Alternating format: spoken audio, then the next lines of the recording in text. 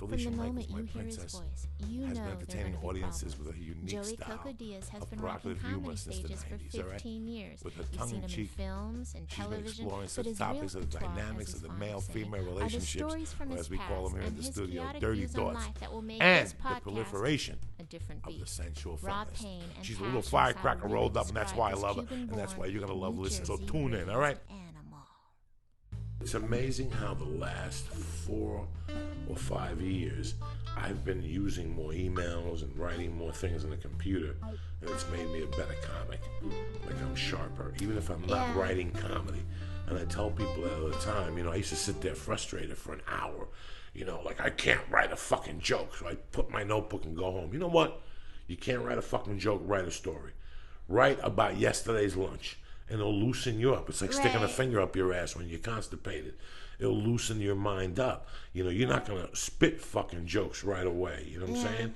So, sometimes you need to warm up with just writing a certain situation or writing out the words to a song. Sometimes I quiz myself and I write the words out to a whole lot of love or something. Just to know if I still got it. I fuck it up. And I spell those words wrong to boot. You know what I'm saying? We're back, bitches! Beauty and the Beast podcast. Joey Diaz. My sexy motherfucker, Felicia Michaels. Another fun-filled episode. It's episode 49. We're one away from 50. I don't know what we're going to do. We still got plans coming up. Yeah. We're fucking a month away from a year on. So we got to combine all this shit. But one thing I got to mention is you're looking fucking smoking today. I would like to say that I like to see you in your summer attire. It's This is attractive. my little white outfit on with the white legs. I forgot to put cream on them. Yeah. I got my little anklets, as they call them. Are you chafing? Are we? I don't fucking know. My nutsack? No, I got everything moisturized. I got the white shorts. I got the white shirt. Listen, they say that, first off, we survived Carmageddon. It was immediate bullshit. Yeah. But you know what? People listened and people smartened up because you knew you weren't going to get nowhere with 800 million cars in a fucking 5. But it's going to be a very hot week this week in Southern California. So I ripped out the shorts last night. There's no reason to even put on a fucking pair of jeans this week. It's going to be 96, 98. Hot all week. Just a little nibble. You got the jeans on. You're as tough as fucking nails. But I couldn't. How's your week going? What was your weekend about? My week is going good. My week is going good. Carmageddon, I just stayed at home and was a mom. So that does happen sometimes where I actually act like a mom. And we just swam and barbecued and had some people over off and on. And my friend Sabrina came over. Our friend Sabrina came over, and I showed her my scar because I have a scar now. And I think I want to get a tattoo. Have I told you that? I want to get a tattoo because now I have this little scar, because that's a little bikini scar, And I think I want to, but what kind of, it's just a line, runs right on the top of my, you triangle. Like the devil sewing it up, and let's leave the scarf there and just show the devil sewing up your That's how I roll, you know what I'm saying? You want a fucking tattoo that nobody else. The devil sewing up my stitches. Just a little, the scar's not going to go anywhere, and you can always punctuate it with the ink, you know what I'm saying, later on. The devil sewing up my stitches. That's awesome. Sure. My friend John Rallo probably has one of the best tattoos of all times. He runs a jiu-jitsu school in Baltimore, and it's an angel choking out the devil. Or it could be the devil choking out an angel. No, it's the angel choking out Satan. And it's such a great tattoo. It shows so much energy that maybe the devil's sewing up. I never know. I don't fucking know. Yeah, I can't beat that. Because the only thing I could think about is, to write above it in cursive, this is where I draw the line. You know what I mean? Or that's funny. That's funny. Can you see all the stitches or just the line? It's you can't see the stitches. Right. No, there's just a line. You see the line now. Which will fade. And I'll tell you what, I had surgery on my neck a couple of years ago, and the scar is gone, so you're in no danger. They have that laser shit now that's brilliant. They cut right through the fucking right. And it's all over, but they're shouting. You know what I'm saying? Next thing you know, you're in recovery getting chased by Filipinos. Right. What are you going to do? Well, I was thinking about, that's funny, Joey. I was thinking about, I could make it, because it's a straight line, I could just do, how about a ruler? How about a ruler right there? That's okay. And, but I'd have to do it in centimeters so that every guy gets a high number. That's not a bad idea. So I was thinking that, thinking. So it'd be more than a ruler. What every guy? I think outer. you're done anyway. I see you with this activity partner. It's all over. It's you and him till the end. I see yous already. But then I have this other friend that told me, this is a true story, and she showed me. Why are you changing the subject because about the I want to tell activity you partners? this funniest story. Right. She showed me, she was like, yeah, I have a tattoo of a corn dog with flaming mustard on it and the words boss tattooed on it. And it's like right by my vagina. And I was like, because you're like, I've had too many glasses of wine. I didn't hear that right. I was like, what? And she's like, no, I have a corn dog, hot dog on a stick, and it has flaming mustard on it. And I was like, you have to show me. And you know what? She has a corn dog with flaming mustard on it with the word boss on it, and it's pointed right into her monkey. Yeah, brilliant. Yeah, and it was so like. Is she married? Yes. That's why. That's great. Yeah, and I was just like what how like I'm a comedian, I'm a professional comedian, and she's like, 'cause it's funny, and I was like, I would never have done that. You know what I mean? I seen one. Even when I was 22, and if I was coked up and hooking on the street, I just wouldn't do it. It's cool if you could cover it, which you can. Yeah, she covers it. She covers it. Yeah, so it's cool. It's not bad because only you see it.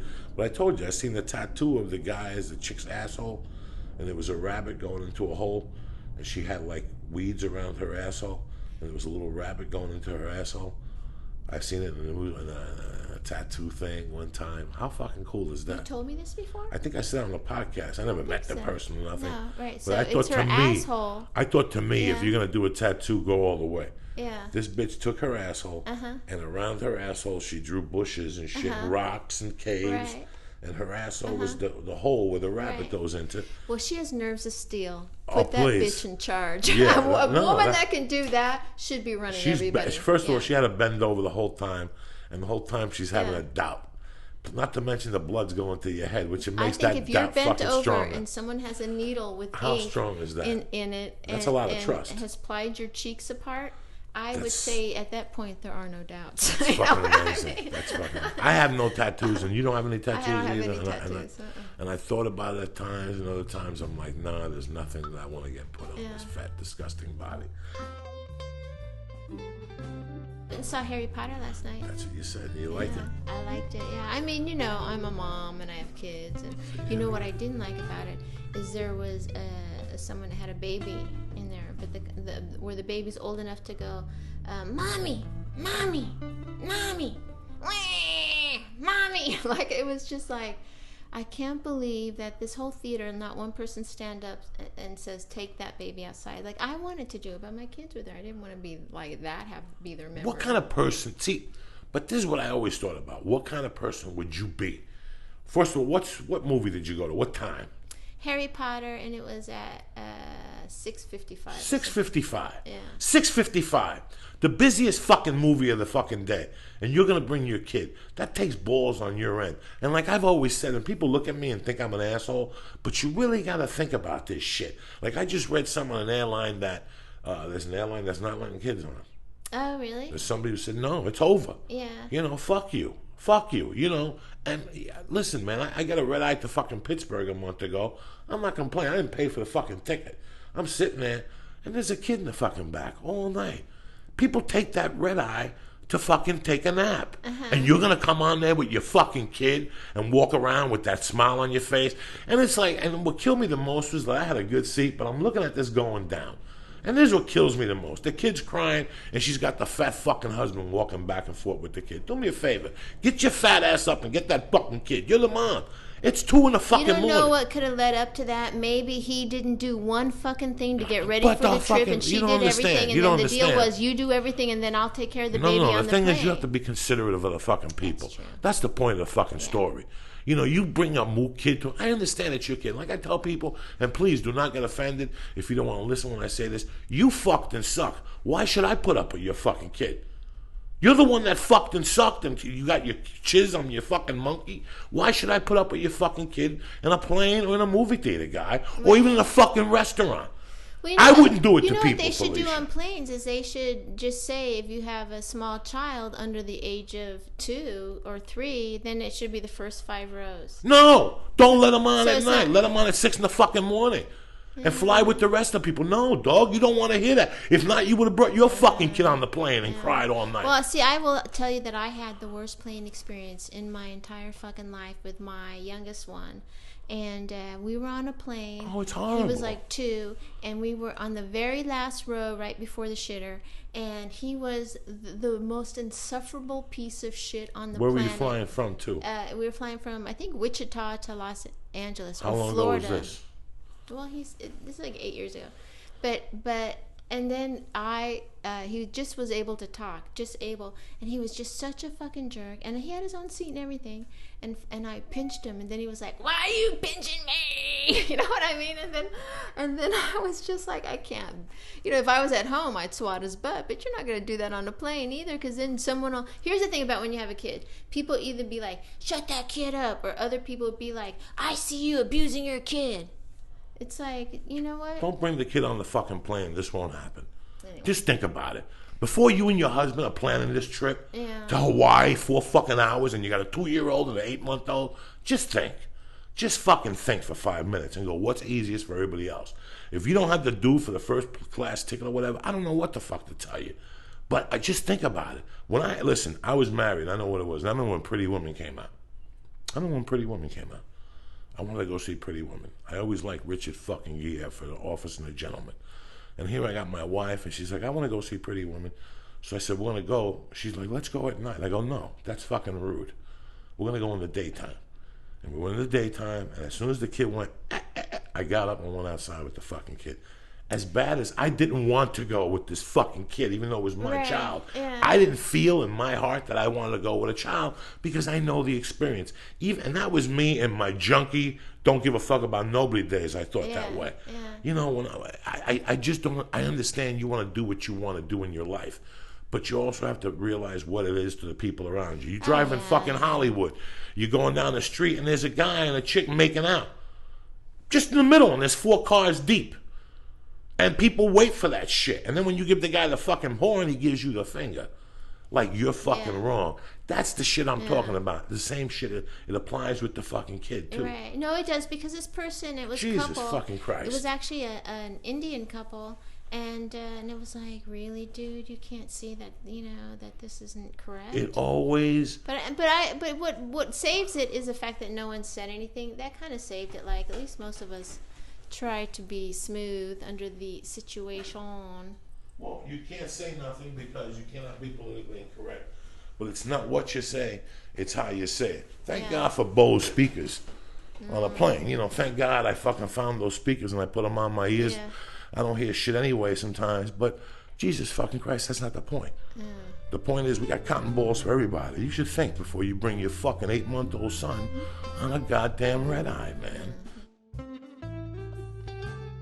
I was at a Marie St. the other day, and some lady and her husband or boyfriend were telling us about a situation where they went on vacation, and they got fucking robbed, and they went to the beach, and they didn't know, so they left the door open, and I'm sitting there, in the back of my mind, I'm like, you deserve what the fuck you get. It's 2012, and you got your back door open on fucking vacation in Puerto Rico. And on the other hand, I felt bad, because I understand what their pain was, they're on vacation, and how you took away their belief. It takes away your belief system at some point. It really made me feel guilty for a while. And in 85, with my first wife, I moved to the Virginian Hotel in San Francisco. And it was, Felicia, it was the cutest thing in the world. It was a boarding house in San Francisco. It had like 4 floors. And what you basically had, if you had a VIP room, you had a bedroom with a bathroom. The bathroom was the size of your closet. It was a standing shower and a shitter. If you didn't want to pay the $90 a week, you paid $75. You had a room, and then you had to go out and share a bathroom. And they had a female bathroom and a male bathroom, but it was very neat. They had couches on every floor and TVs in the room, and downstairs they had like a meeting room. Trust me, it was very cute. And everybody knew each other, and let's say there was 100 tenants, 50 of them were people who lived there, like older people who cooked every night. Like there's nights you got there at 7 o'clock at night, and people would make lasagna, and they were like, would you like to eat? And it touched you in your heart. But me being 21, and me being the piece of shit that I am, I never really caught on to that kindness. I took that kindness for weakness. That's what I did. I was in New York City. I was a fucking animal. And it's pretty crazy. They had this cart. The maid had a cart. She was an old school maid, and she just walked around with this cart. But she left the keys, the master keys, on the cart. So I figured out a way how to So get... you just happened to notice that one day? No, I just, you know me. I watch everything. I'm a fucking criminal. I watch everything. You don't think I'm watching, but I'm watching. And I take the keys off, and I open up like 2 rooms, and I put the keys back on, and I go in the rooms, and, you know, but there was this one bookie in the building, and I kept cleaning him out every fucking Sunday. $200, but he used to do those receipts, those bookie sheets, and then I would hear him downstairs. Somebody keeps taking it's that fucking maid, and I'm like, oh, they think it's the maid, you know. Right. And again, I would feel kind of guilty, but I didn't give a fuck. I'm out there in the jungle by myself. God took my mother. Fuck these motherfuckers, you know. And I kept doing it. I kept robbing like little people. Like I'd take her keys. Finally, I just figured out I'm just gonna make a duplicate key. So I went downstairs one day, made 2 duplicates, went back up, put the key back on. She had no idea, and I would just go on the keys. I just watch people check in and check out. Plus, I got to do it across the street. There's a big Hilton. That hotel is still there, the Virginia, but it is now a hostel in San Francisco. It's right downtown by the Tenderloin area, and across the street there was a Hilton. I started doing it at the Hilton also. And I followed one of the maids and stole the key. Fucking craziness. I would dress up in a suit there, and I'd make believe I'd be reading the Wall Street Journal, waiting for my fucking limo, and all of a sudden people would check in, and I'd see them go to their rooms, and they run right out. I'd go right up to their fucking room. I'd hear what they were saying. Fucking craziness, you know? But this one particular Saturday or something, we were, I don't know what the fuck we were doing, and I seen this couple check in, and I went in their room, and I locked, and I went in their suitcases, I went everything, they had nothing. And all of a sudden, Felicia, I hear the key hit the door, and it's them. So I lock the top lock, and I go out to the balcony, I'm looking around, it was the 2nd floor, I could have jumped. Or I could have walked on the ledge, I had one of those ledges like Batman, remember in the 60s, he'd walk with his hands on the ledge. And I'm like, what am I gonna do, what am I gonna do, what am I gonna do, holy shit. And they're banging on the fucking door, let us in, we're gonna go call the police.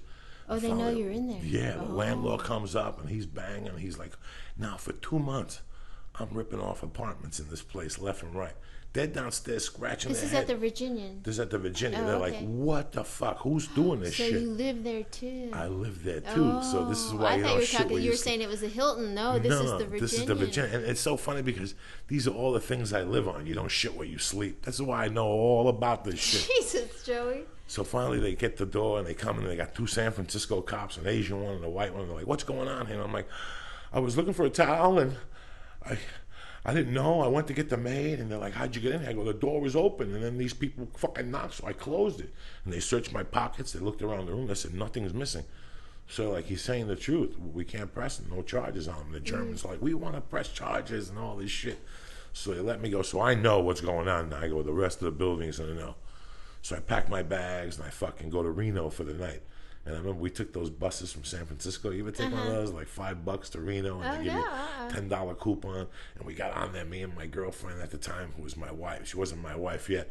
I'll never forget, we got on there, we met some Arab kid. And he's like, you guys want to get high? And we're like, yeah. And he had hash with weed and tobacco. You know, big old fucking spleef, like the size of Cheech and Chong thing. And we got fucked up, and then we took the bus back that night. This is crazy. We get back to the hotel, and the people are like, listen, the cops are looking for you because they want to question you about all the other robberies. So they fucking knew. So the guy's like, listen, as soon as you come in, the cops said to call. I got to call Joey. Whatever you want to do now is up to you. So I go upstairs, I start packing, and we beat the fucking, we beat the cops before they get there. And I'll never forget this. We get in the fucking cab. We shoot out to the hotel. We shoot out to the airport. And we get to the fucking airport, Felicia. And she left the money hidden under the bed.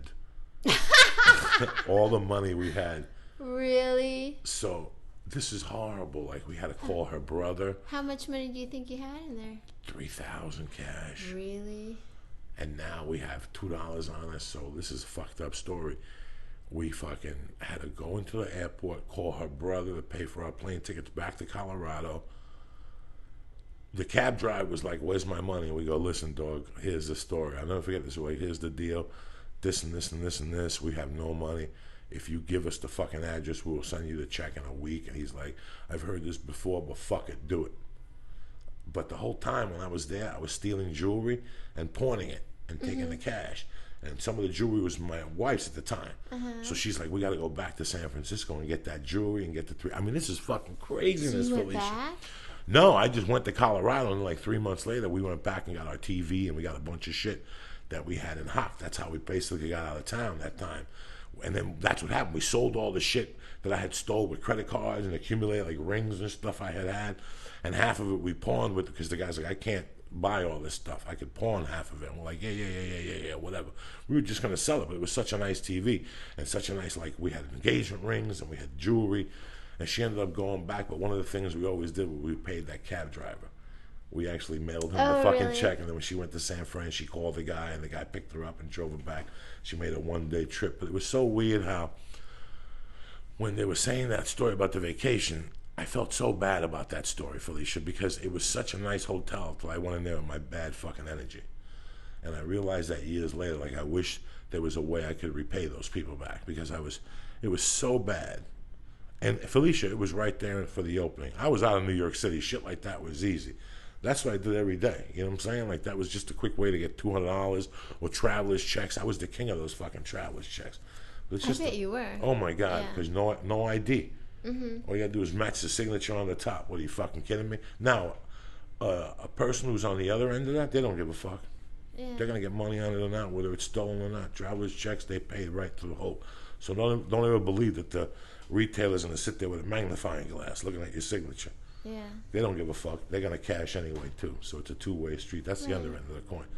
Well, that's not the point of the story. The point of the story was I fucked up. And it's amazing how sometimes you just live, and I forgot all about that story. I forgot all about the Virginian. I was there a couple months ago. And You were? Oh, yeah, I walked by, and I think of that shit. Did you feel icky when you walked by? Absolutely. Yeah. I felt really fucking icky. I know. There's a couple buildings here in Hollywood that I don't like to drive my children by. No. They had you tied up with saliva. I just don't even and need shit. to put that energy in the car. It's just so weird how you live your fucking life. You're like, that was a weird story that I never even remembered.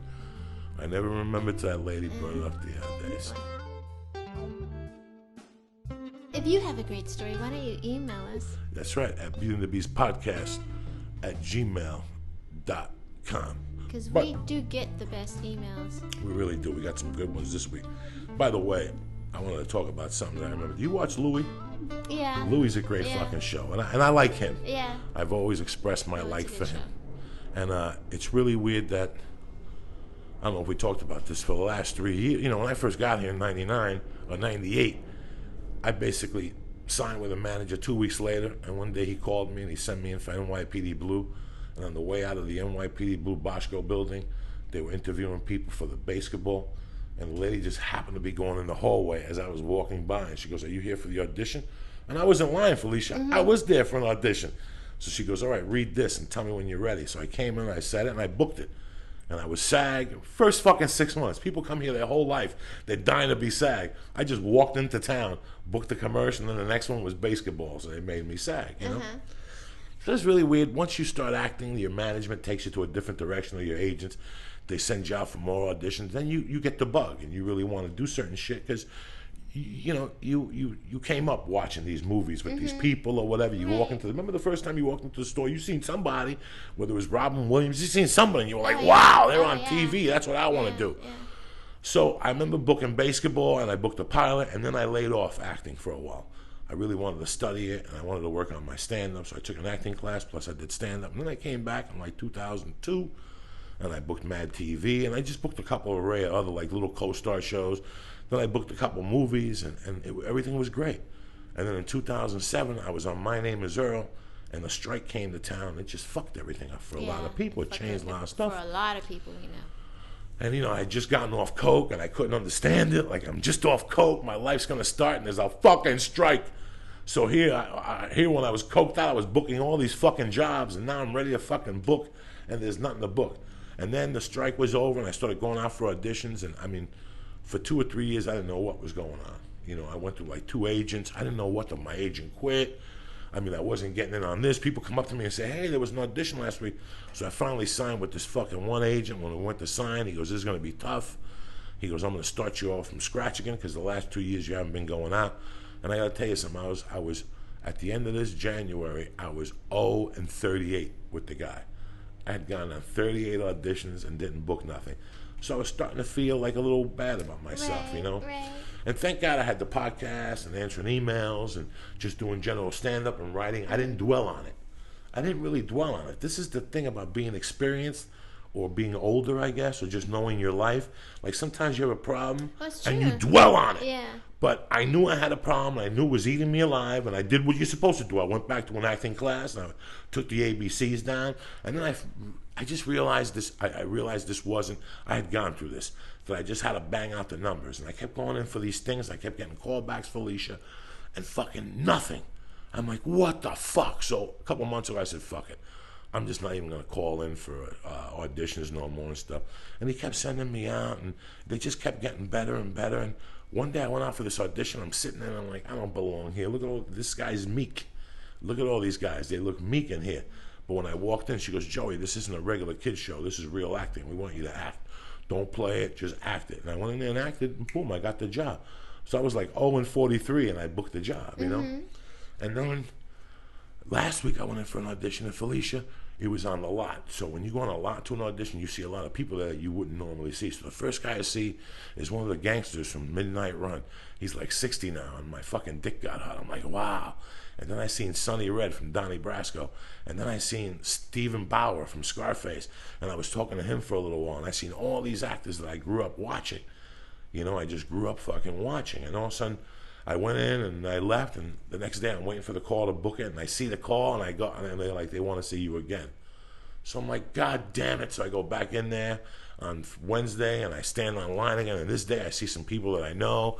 I see some other well-known actors there and stuff, and I'm like, I'm not going to get this shit, you know? But I did something. Before I went in, I changed up the audition.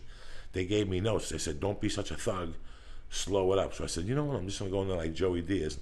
And I said my line. I turned away, and I said the second line. I walked out of there, and between you and me, guys, I said, I'm not going to get this because there were so many actors there. They were real actors. I'm a stand-up actor. This is a drama. And do you know they fucking called and gave me the job? They did. So I'm only going to be on the Mentalist. But here's what gets better. Awesome. So here's what gets better. And I hate talking about this shit on the podcast, but it has a point to the story. That I went home then and I was feeling really good because I had stuck it out. It wasn't even about the job or anything. It was just that I stuck it out. You learned something about yourself. Yeah, and I how really to turn did. Something around. I didn't crack. And Felicia, I got to be honest with you. When I got it, the first thing I thought of was the podcast. Because I think without the podcast, I would have dwelled on it. This podcast really helps me. You can't believe how much this podcast just comes in, you know, lets me see you for a week. It's kind of like our therapy. Yeah, it's just it you is, and me, totally, dog. yeah. It's you and me. That's why I like you and me. We have this little circle right now. And nothing goes through that little circle, and it's our time. Yes. You know, a lot of people think, and me and Felicia have even said it, that we're going to start shooting more videos and stuff because we don't see each other enough. You know, but it keeps our podcast that much fresher. When we're together, people say that they love the dynamic. The dynamic isn't that we love each other so much; it's our energy. And we do love each other a lot. You know, but it's so weird. We have a sweet circle of goodness. Yeah, delicious goodness. One thing I learned from you is that you've been in this. This is your life. You know, and you quit to become you didn't quit. You just took off some time to become a photographer and become a mom. And I watched Louie, and I was feeling good about myself. I'm like, I'm happy I stuck it out. It's not a big money job. It's nothing. It's not going to change my life, Felicia. But do you understand just the point that I stuck it out? And that night I'm watching Louie. Did you watch last week's Louie? And he goes to Atlantic City. Yes, and he does some shit. It's a shit fucking room, which we've all been at. And at this point in your life, Felicia, when you're walking off those sets, you're like, I'm just going to go to my room and pack and go home because I don't need this. I got a VCR. I got a big screen. I got the boys at home. And the same thing. He walked to the club manager and said, I want to quit. And then he went to the big room. They said, you could stay the night. You know, we'll get somebody to replace you. Went to the big room and they seen Joan Rivers. And he went up to her like a fan, like we are of each other and stuff. And we're like, hey, man, great. And she's like, come up and have a drink. And he was bitching to her. And what did she say to him? She's like, what the fuck is wrong with you? You have a job, motherfucker. And he's like, yeah, but I'm in the small room. And she goes, bitch, 2 years ago, I was in the fucking small room.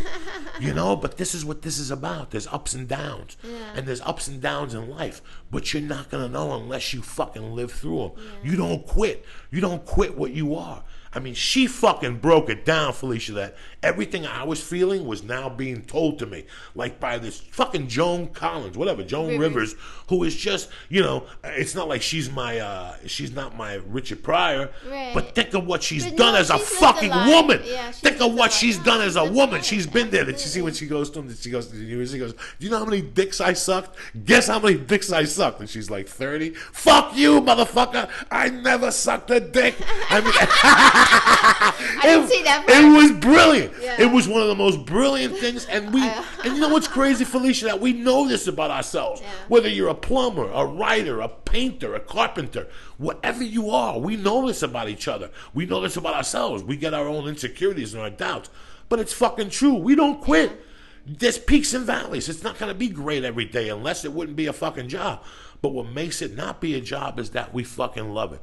And I love when I watch a movie that people say, oh, that's simply entertainment. I don't get nothing from movies. Bitch, then you're watching the wrong movies. I like to watch a movie and walk away with it and get touched in a way.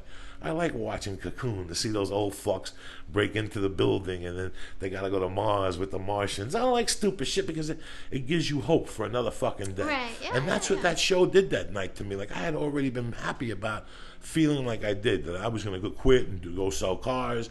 And you came into that. I told you 2 years ago I was ready to quit stand-up, and I started hooking up with you and learned the dynamics of writing, and you put it all together. But that's the number one thing, is to believe in yourself and stick it out no matter what the fuck you do. Is he peeing on the grass out there? No, he's peeing in the circle.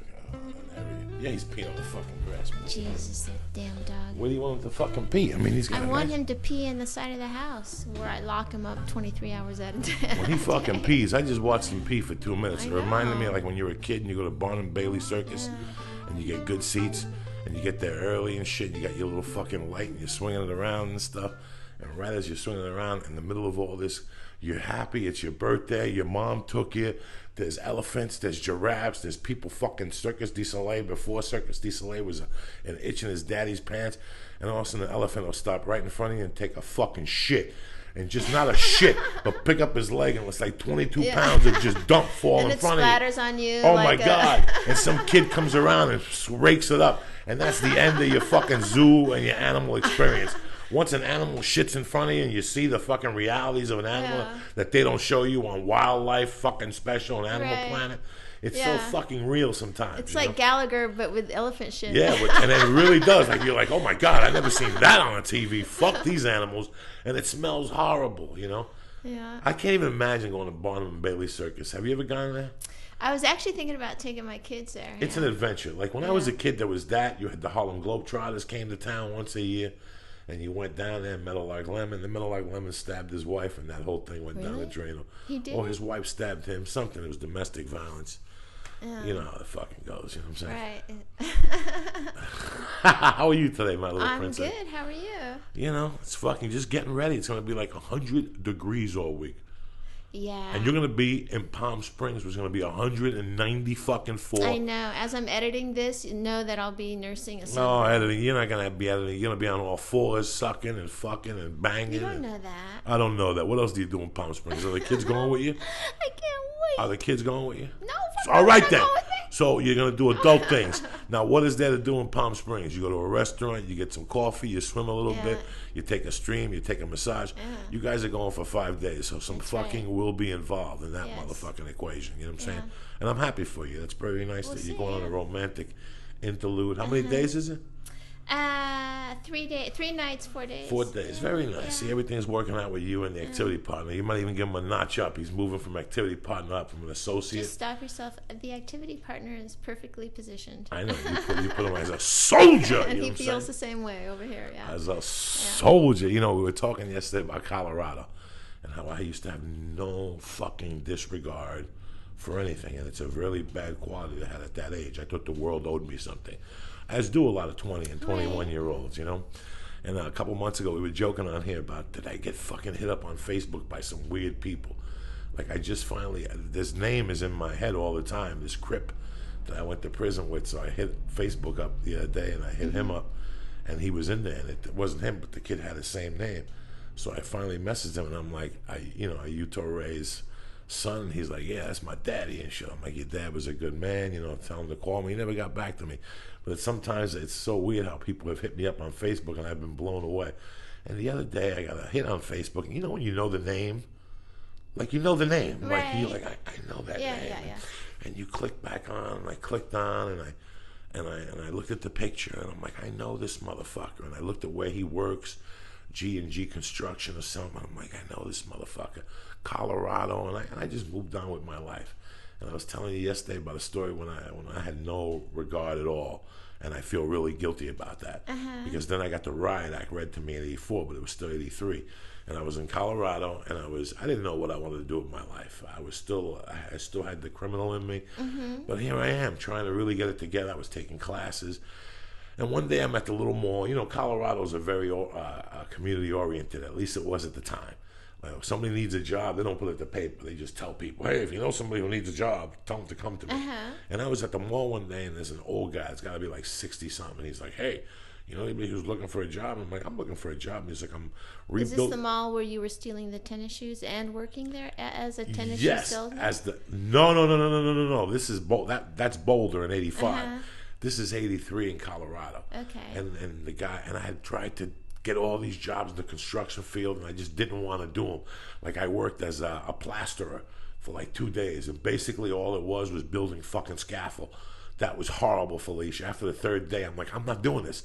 After the third floor, you got to just keep building scaffold, and then you take them down, and there's people hanging by one arm with this. No, that wasn't for me.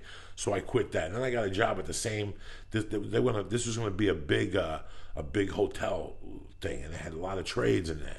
So I went and got a job as doing the railroad ties, where you have to drill and then pick up the railroad ties and fucking hit the ties with the stake. Oh, that's a nightmare. I did that for about 3 weeks. And I just wanted to learn a trade. And this guy came up to me because I need a job. I'm looking for a carpenter's helper. Fuck it. I could do that. I knew my tools and shit. I had been a burglar. I knew how to use a screwdriver and all that shit. So he goes, be up at this place at 8 o'clock. And basically we built a scaffold for 3 weeks out of wood. Like this guy was such an old timer. He didn't believe in metal scaffolding. He's like, the first thing we want to do is build a scaffold from wood. And what we had to do was like take the old paneling off and stuff. But we had access to one of the condos. There was 4 condos. And this is people that are basically fucking filthy rich, Felicia. And they have a ski resort that they go to 1 week a year. Can you imagine that, having that type of money like that? You just go there, like that's one of your many houses. Right. And these were all ski in and ski out. I like how you're like saying, you're pitching me like, this is why I had to rob them. No, I didn't have to rob them. But it was kind of weird that I didn't know that world. Like, I'm like, if they got 7 houses, they ain't going to miss a sweater. So basically, I would go to these people's houses at night and put the TV on and just bring groceries up there. Like at night, he's like, you don't come back here at night, do you? I'm like, no. But I was running that thing. And at that time, there was no cell phones. And everything was long distance. I'm in that fucking condo just calling my friends every day. How's the weather in Jersey? Right. And they're like, where the fuck are you calling us from now? It was just constant. And then I figured out that key opened up all the other condos. So I would just hop from condo to condo. How did you accidentally figure that out? Because you got to try, you know what I'm saying?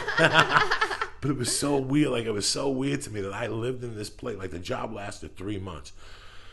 And I'd basically go home, see my roommate, who was Jimmy at the time, and I'd come back up there at night and watch TV by myself and use the phone and use their steam bath and their jacuzzi. It was fucking horrible. And then it got wintertime, and I would use their sweaters, their winter sweaters, and I took a couple, and I had no... And they'd come back, why is this pizza stain on here? Why is there half a joint in the pocket? There was no, and you could cut this if you want. I'm just talking. No, here, I know. It was just a really weird thing that I had no disregard for human. Like, I thought I had it owed to me. And it's so weird how my thinking changed drastically after that. I got reality read to me, but it was so weird. For 3 months, I just lived in these people's condos and went from. If it was cold in the morning, I'd go, hey, do you want tea? And I'd go into people's house and make tea, and they wouldn't be there. But Joey, seriously, you must have nerves of steel just to be able to be that ballsy and do stuff like that. That requires, It's amazing. There was a point in my life where I knew in the back of my head I had no parents and I had nothing to lose. Did you do it because you were like, fuck it, you know what I mean? Fuck it. Live, or do you think you're just built that you need a desire to always feel like you're really living on the edge? You know what I mean? And I know that's such a lame way to put it, but you know what I'm saying? Man, you're on the other side and you're seeing it for what it is. It was weird. At that time, I had a death wish in the back of my head, and I didn't give a fuck. Listen, the only way how to do things is to do it.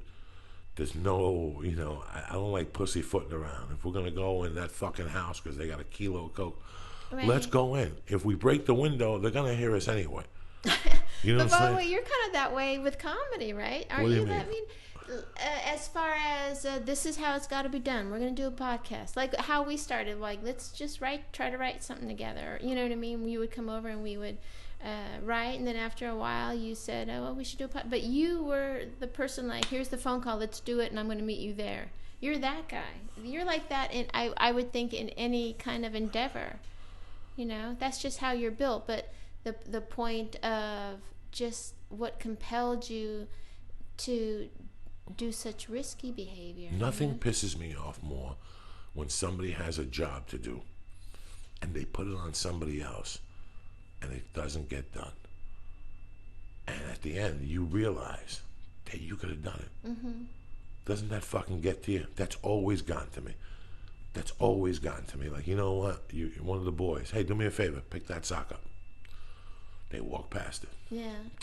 Pick that fucking sock up. And now you get aggravated. You know what, Felicia? You should have fucking picked it up yourself. You would have taught them a lesson, but you would have been aggravated. And that's a bad thing to show. Mm-hmm. But with things in life. So if you leave things to people and something doesn't happen, and in this town, people will call you, and sometimes I know that person's not going to do nothing, so I'll push. I'll push just so he goes away, just so he can never come back with a story to me. Mm-hmm.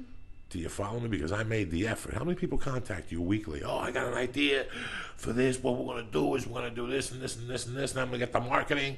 My cousin works for CA. And you're like, it's a great idea, and you call them a week later, and they're on the next mind fuck. Yeah. And I think that in this town, people spread themselves out too thin. If you take one thing and really fucking believe in it, you really believe in it. I am a big jiu-jitsu guy. I know nothing about it. But one of the teachers, David Carter, that trains in Baltimore, was out here one time, and he goes, you know what? The best jiu-jitsu guys don't know a bunch of moves. They know 2 or 3 signature moves. And even if you know the move's coming, they'll get you with that move. Even if you know the move is coming, they'll get you with that move. Because they have that move so down. They have it so down. They have your reaction so down. They've done that move so many times that it's so natural to them. I remember one Friday morning, like going to bed Thursday, knowing that I had to come up with bookie money that Friday. Like I have 1,000 of these stories, like that I had to come up with bookie money and money to live for the weekend, and I wanted to go out, and I want to get my dick sucked, and I want to do blow, and I want to eat pills, and I want to go to the city, and that requires. So not only do I owe the bookie $800, the first $800 I make today goes to the bookie. I need about 1,000 to get this party fucking started right. And I remember like people knocking on my glass door. Hey man, what's up? You told me to come by at 9:30, and I'd forgotten all about it in my quaalude. Give me 5 minutes. I go upstairs, wash my pussy, drink some juice. Come on. And I knew exactly where we were going. Let's go to this house. I already knew. Like I had been watching a guy for 2 weeks, and I knew that his mom went to work at 9, and I knew it. And I just go down there, Felicia, and I can't even tell you. Like I take the easiest path of resistance. A lot of burglars will come around the back and break the glass in the back. Listen, they're going to hear the glass in the back and they're going to hear the glass in the front. Do it right in front of them. I would kick a fucking front door open. Boom! Right in daylight. Right now. Boom! 10 in the morning. I go in, flip. I know where the coke was or whatever. And I go out the back door, go out the corner. And it was a feeling like it was like a spirit was guiding me while I was doing all this. And I would black out till I got in the car with the goodies. I couldn't believe what I was doing. And then I would just have to get so high to forget what had just happened. You know what I'm saying? It was such a horrid feeling. But I would just go for it. Like once I got pissed off, it was over. Like there's no time to fuck around. There was no time. It was funny because this morning I was thinking to myself, I haven't told the story lately where Felicia was fucking cringing on the other side. And, the same goes when I used to go out and mug those fags. The same fucking goes. Yeah. Here we go with this again. Oh, poor me. I mugged a fag. No. I'm not saying poor me. I have to make fun of you because it makes me uncomfortable. No, it makes you uncomfortable, but think about that shit, how bad that was. Like at that time, this is the early 80s, it was always open season. It wasn't cool to be gay at this time. I mean, it just wasn't. That's the reality of it. And, you know, I remember going down there one night with, with Tommy. Yeah. All right. With this, you really want to talk with, about it. with this dude, Tommy Russo, and Gerard, right? And I was just saying the other, who the fuck keeps calling you here? Yeah, that's the That's the Gerard. gay alliance telling us to stop. And it's so funny because I was explaining the story the other day. I hung out with this kid, and his father was the chief of police, and he was the bait for the fag bagging. It was brilliant. Even if we got caught, we could just make up a story that the guy came on to him. He was the chief of police's son. Nobody was saying nothing to him. And I'll never forget, like, what possessed me to even go down there. And I remember one night we were down there, and the guy had no money. He had like $20 to pay us for the blowjob. And we all looked at each other like, what are we going to do with this guy? And he had cowboy boots on, and we're like, give us the fucking cowboy boots. Do you know how bad I felt that I took the guy's last cowboy boots? He was probably in the city dancing around a fucking... Look at Felicia glaring at me. But it's true. These are the Did you things... even ask him what size he wore No, before it you didn't took matter. the boots? It didn't matter. We had to get something from Jeez. the guy to make our point. Yeah. You know, and it was so mean that, think about that. That poor guy needed those boots to go to fucking YMCA night at the Ramrod in the city. You know what I'm saying? I mean, right. no, it's, no, but Felicia, nothing is right in life. But this is what taught me, doing the wrong things taught me the right things in life sometimes. In my situation, it taught, and you know what's crazy? That I was raised around gay people all my life. I'm Cuban. My mother's best friends were gay. All those drug dealers in the fucking 70s were gay. So it made me feel even worse about what I was doing. Mm-hmm. They weren't strange to me. That was just a choice they made. I was beating them up because of my frustrations inside and my insecurities. Mm-hmm. Do you understand? Mm-hmm. I mean, I got to bring this up sometimes. I know the look on your face is priceless, but it's really weird what makes you do that. I remember the time we robbed Michael's Jewelers. Like, I still remember that morning, waking up Thursday morning, fucked up from the night before, drinking vodka fucking tonics, and the glass was white. Like Lila would give you these glasses that were fucking clear. They were only like an inch of orange juice on the top. And we would split like a half a Quaalude and do like a 40 a blow and sit at this bar. We were 18, 17. That's crazy. This is fucking crazy. This Joe Mary's, and they used to have this thing, a dish in the middle with sandwiches. And like a bakery thing that you pick it up, and there was always a fly in there, just one fly, and it would always baffle me how that one fly got in there. We did so, and it was next to a Chicken Delight, so we always had fried chicken. We knew the guy who cooked the chicken, so he'd come in, we'd buy him a beer, and he'd give us chicken. It was like the extension of what I had learned in my mother's bar now, and I don't even like going to bars. And the funny thing was that till today, I don't like bars. It's true. That's why it's so funny. And you know why? Because I had nowhere else to go. Yeah. At that age, I had no home. I had nowhere else to go. This was 5-6 hours out of my day at bar, but I'm not a bar guy. I would sit at that bar and look at the people and go, that's not who I want to fucking be. I do not want to go see the Giants in a bus with a bunch of people that hang out at a bar on Sundays with my family and people bring potato salad. That's not life to me. But I respect it. Some people are into that shit.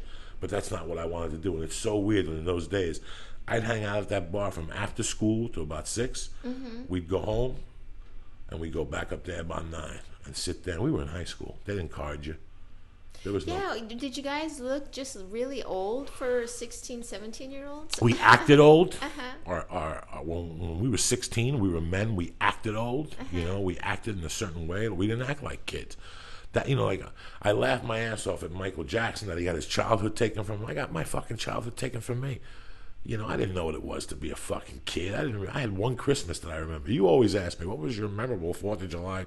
Hanging out at the fucking pool with my mom. No, I know it's some fucked up story. Yeah, it's a fucked up story. You know, it's something crazy. So I didn't have that. So in a way, my childhood, I don't know what it is to play fucking Monopoly. When I went to Tennessee this last year with my wife and we played Monopoly, I was blown away that families played Monopoly.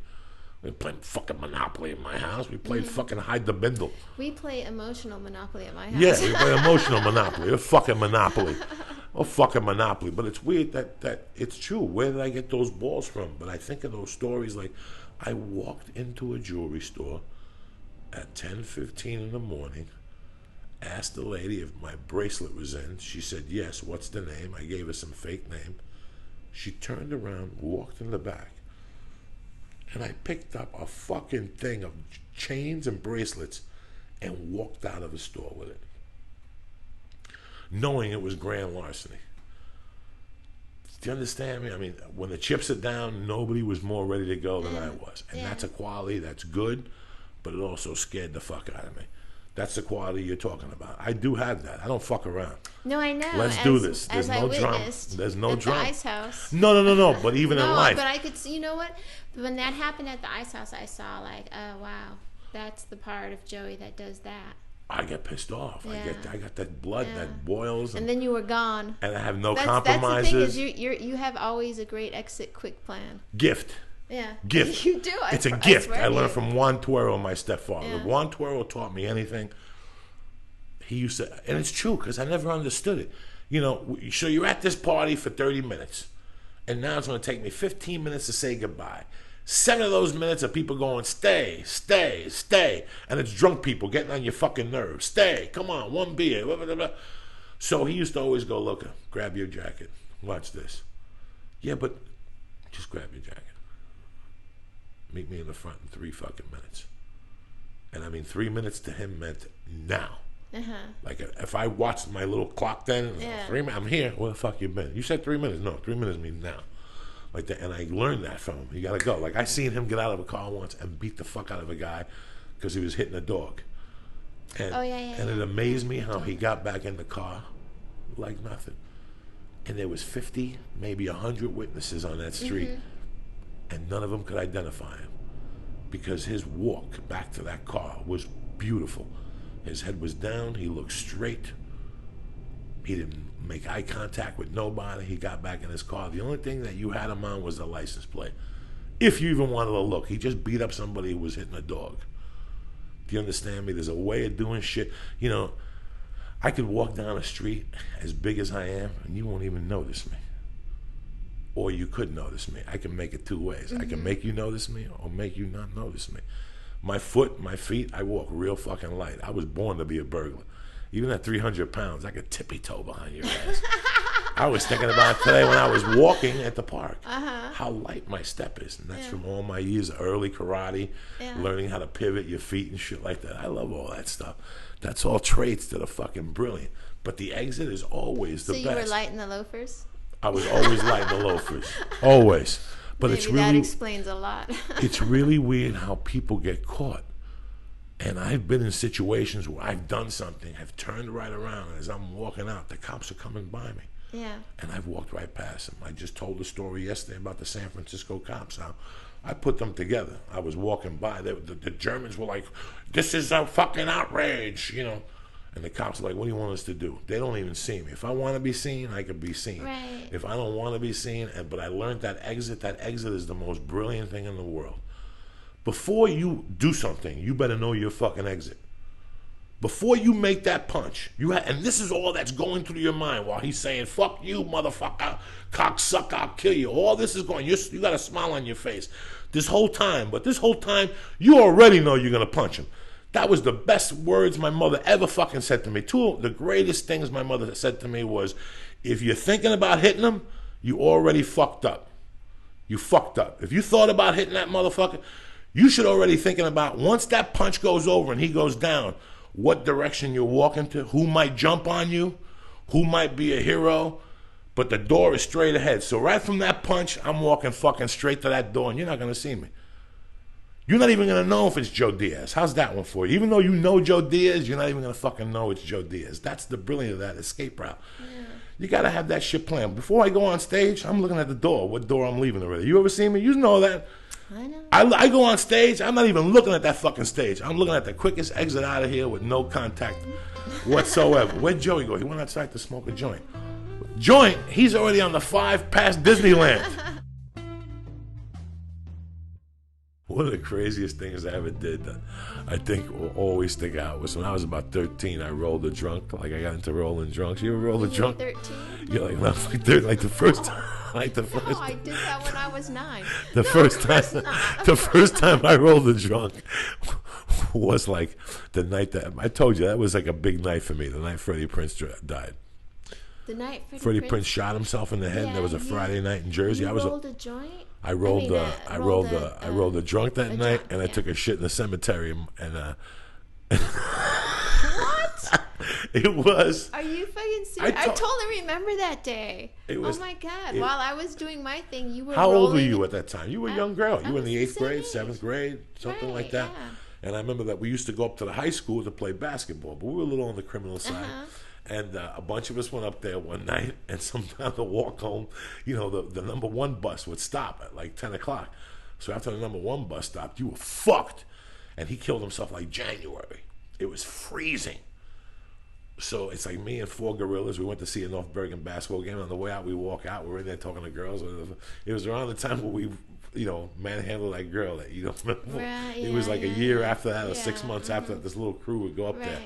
So we get out of the, we were little fucking magnets, and then we get out of there and we're walking home. We're like, fuck, it's cold. What are we gonna do? I told you this, and there was a guy laying on the floor drunk, like sleeping. You told me this, but you didn't say you were 13. How old do you think I was? I thought you were like 17, 18. No, we were kids walking home, and we're like, we gotta do something with this motherfucker.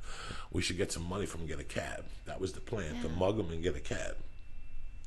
And I remember like picking him up to try to go in his pockets and shit. And he was like moving around. And then we just each took like an arm. We go, fuck it, let's just pick him up and carry him. Like.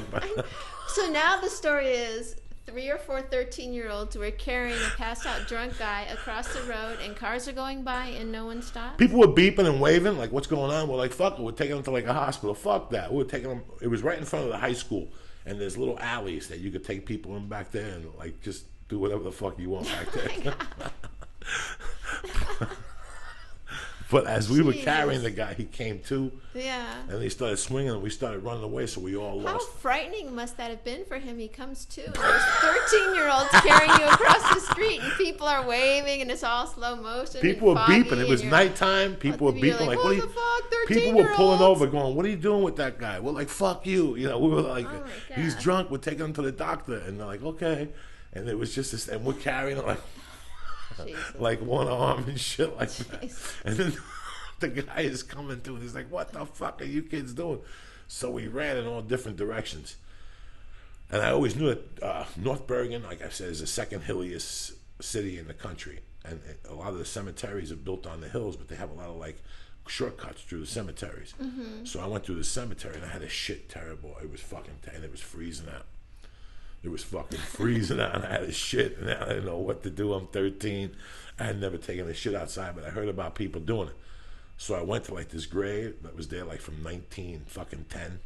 Like no, he had no visitors. The thing was made out of wood. It was cracked. It looked like that Moses thing. And then a 13-year-old comes over and shits on your grave. And I started shitting, but I didn't pull my pants away from my dick. So when you shit, piss comes out too. Right. And it was so cold out there. When I went to pull my pants up, my pants were frozen. I was like I had to walk home with frozen pee pants and shit. And I'll never forget it, because it's the night Freddie Prinze got fucking killed. You see what I'm saying? That was that night? That was that night. The night he killed him. He died. He shot himself first. And he was like in a coma for a while. And then he died. So that day he was in the coma, or that afternoon he had shot himself.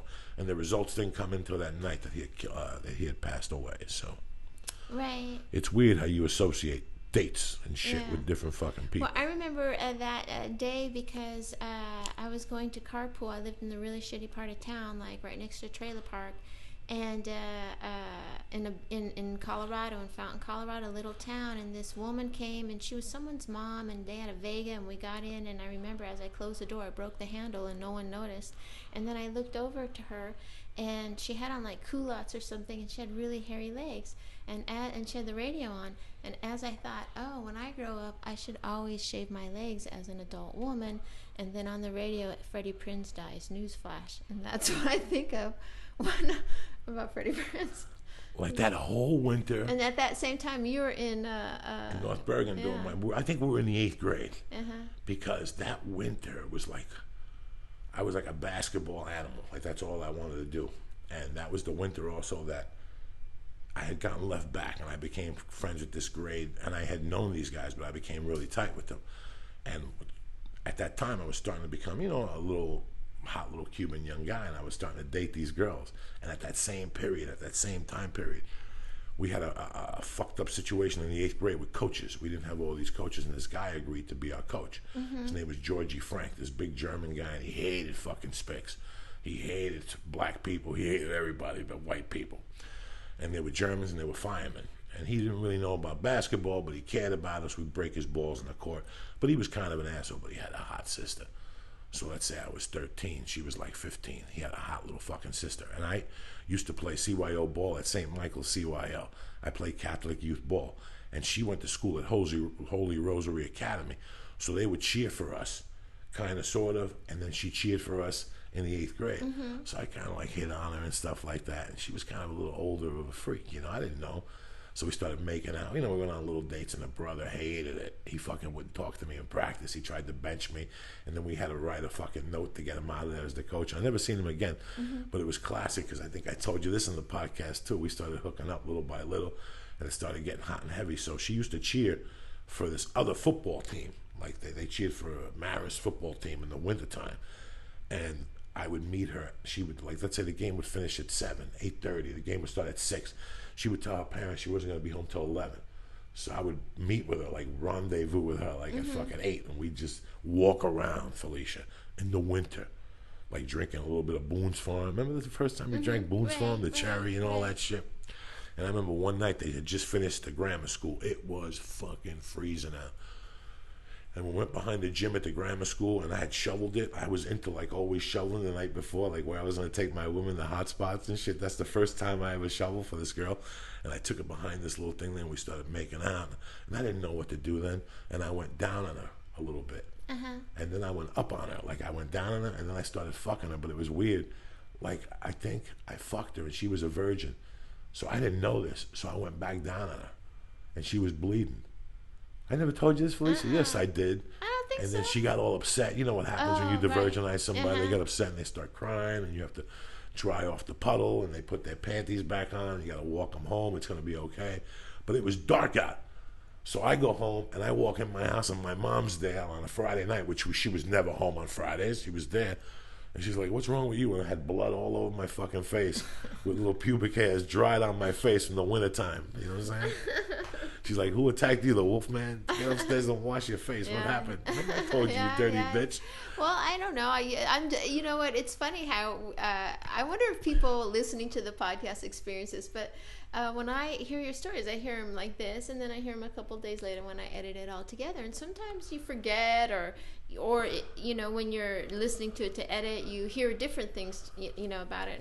And sometimes it's funny when you start telling like different variations of the story, you know, like that you hadn't told before, like how you were 13 when most of this was going down.